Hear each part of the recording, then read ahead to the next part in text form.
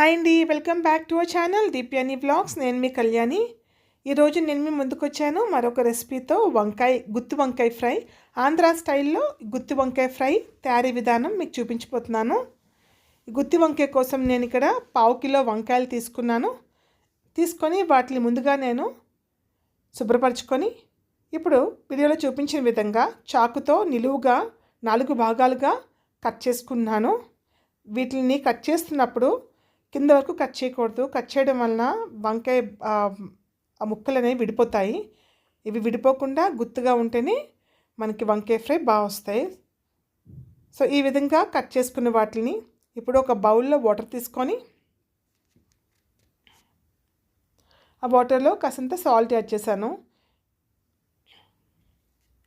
ఈ సాల్ట్ వాటర్లో ఇప్పుడు కట్ చేసి ఉంచుకున్న ఈ వంకాయల్ని వేసుకొని ఒక 10 నిమిషాల పాటు ఉంచుకోవాలి. ఇప్పుడు స్టవ్ ఆన్ చేసుకొని కళాయి పెట్టుకున్నాను.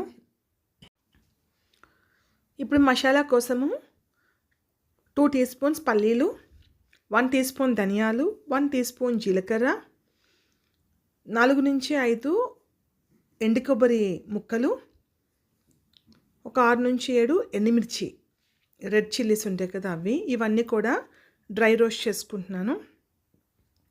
ఇక్కడ ముందే మీరు పల్లీలు వేయించుకొని తీసుకున్నాక అప్పుడు మిగతా మసాలాలు వేయించుకుంటే మంచిది. ఎందుకంటే పల్లీలు వేయించడానికి టైం పడుతుంది వేగడానికి. మసాలా అనేది త్వరగా వేగిపోతాయి. సో 2 కలిపి ఫ్రై చేయడం వల్ల మాడిపోయే అవకాశం ఉంటుంది. అందువల్ల ముందే పల్లీలు వేయించుకొని తీసుకున్నాక అప్పుడు మిగతా మసాలా కూడా వేయించుకొని తీసుకోవాలి. ఇప్పుడు వేయించుకున్న మసాలాలు చల్లార్చడానికి ఒక ప్లేట్లో తీసుకొని సైడ్ ఉంచుకున్నాను.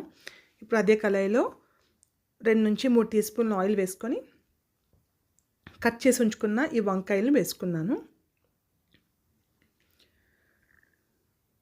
వేసుకొని లో టు మీడియం ఫ్లేమ్లో ఉంచి దానిపైన మూత పెట్టుకొని మగ్గనివ్వాలి. అవి మగ్గేలోపు నేను చల్లార్చి పెట్టుకున్న మసాలాలను మిక్సీలో గ్రైండ్ చేసుకున్నాను. ఇవి కోర్స్గా గ్రైండ్ చేసుకున్నాక అందులోని పొట్టు తీసేసిన వెల్లుల్లిపాయ, కొత్తిమీర, కరివేపాకు వేసుకొని మరొకసారి మెత్తగా గ్రైండ్ చేసుకున్నాను. ఈ విధంగా గ్రైండ్ చేసుకున్న ఈ మసాలాలను ఒక ప్లేట్లోకి ట్రాన్స్ఫర్ చేసుకుంటున్నాను.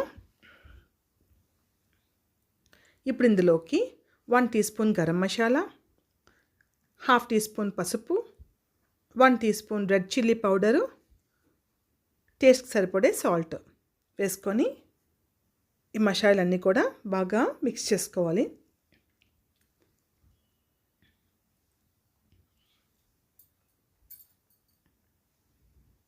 ఈ విధంగా మిక్స్ చేసుకునే మసాలా పౌడర్ని సైడ్ని పెట్టుకుందాము.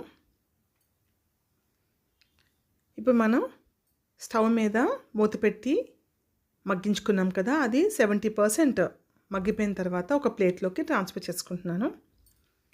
ట్రాన్స్ఫర్ చేసుకొని అవి ముందుగా చల్లారనివ్వాలి. అవి చల్లగా అయిన తర్వాత ఇప్పుడు నేను ముందే ప్రిపేర్ చేసి ఉంచుకున్న ఈ మసాలా పౌడర్ని వంకాయల్లోకి స్టఫ్ చేసుకుంటున్నాను.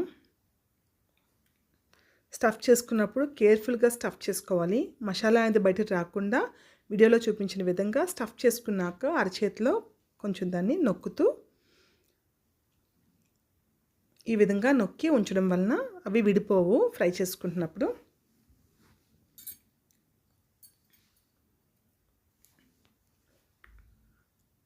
అదేవిధంగా అన్ని వంకాయల్లో కూడా స్టఫింగ్ అయితే చేసుకున్నాను. స్టఫ్ చేసుకునే వంకాయల్ని సైడ్ని పెట్టుకొని ఇప్పుడు అదే కళాయిలో మరొక 2 టీ స్పూన్లు ఆయిల్ వేసుకొని ఆవాలు, జీలకర్ర, మినపప్పు, శనగపప్పు ఇవన్నీ కూడా 1/2 టీ స్పూన్ లెక్కన వేసుకొని గుప్పెడు కరివేపాకు, సన్నంగా తరిగి పెట్టుకున్న ఒక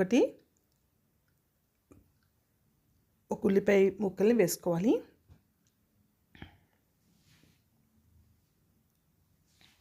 ఈ విధంగా ఇవి కాస్త వేగిన తర్వాత కాసంత పసుపు వేసుకున్నాను.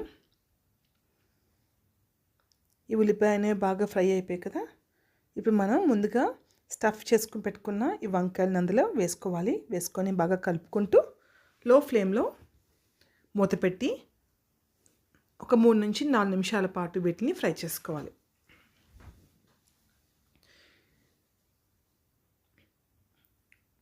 ఇప్పుడు మిగతా మసాలా కూడా వేసుకొని మరొక 2 నిమిషాల పాటు మూత పెట్టుకొని మగ్గనివ్వాలి. ఫైనల్గా గుత్తొంకాయ ఫ్రై అయితే రెడీ అయిపోయింది కదా. ఫైనల్గా కొత్తిమీరతో గార్నిష్ చేసుకోవచ్చు. ఇది సాంబార్లోకి, పప్పు, రసంలో కూడా చాలా బాగుంటుంది.